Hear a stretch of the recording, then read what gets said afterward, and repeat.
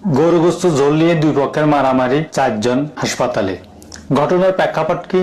ঘটনার প্রেক্ষাপট হলো সুন্নতে খতনার দাওয়াতের মধ্যে ঝোল নিয়ে মারামারি লাগে, 4 জন হাসপাতালে ভর্তি হয়েছে। প্রেক্ষাপটটা হলো এইরকম যে মেজবানরা যেসব মানুষের আয়োজন করছে এইসব মানুষের জন্য যে খাবারের ম্যানেজমেন্ট করা হয়েছে, এই খাবারের অ্যারেঞ্জমেন্ট জয় মেহমানের সাথে মারামারি লাগছে, এটা শেষ পর্যায়ে ছিল। অর্থাৎ মেহমানরা মেজবানকে বারবারে বলছিল যে গরু গোস্ত পাল্টা নিয়ে আসেন, গরু গোস্ত পাল্টা নিয়ে আসেন। এটা করতে করতে 4 বার পাল্টানো হয়েছে, কিন্তু এই 4 বারে ঝোল বেশি আনাতে এটা নিয়ে তর্ক বিতর্ক করে মারামারি লাগছে এবং 4 জন হাসপাতালে ভর্তি হয়েছে। এখানে একটা ছোট্ট একটা কথা বলে রাখি, মেজবানের একটা তরিকা আছে এবং মেহমানের একটা তরিকা আছে।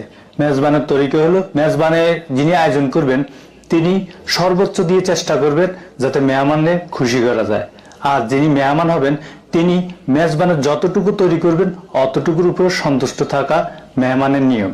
আর এটা হলো সুন্নত তরিকা। আর এই তরিকা যদি মানে কোথাও মারামারি হবে না। এটা শুধু এক জায়গায় না, বাংলাদেশে প্রায় সময় এই মারামারিটা তৈরি হয়।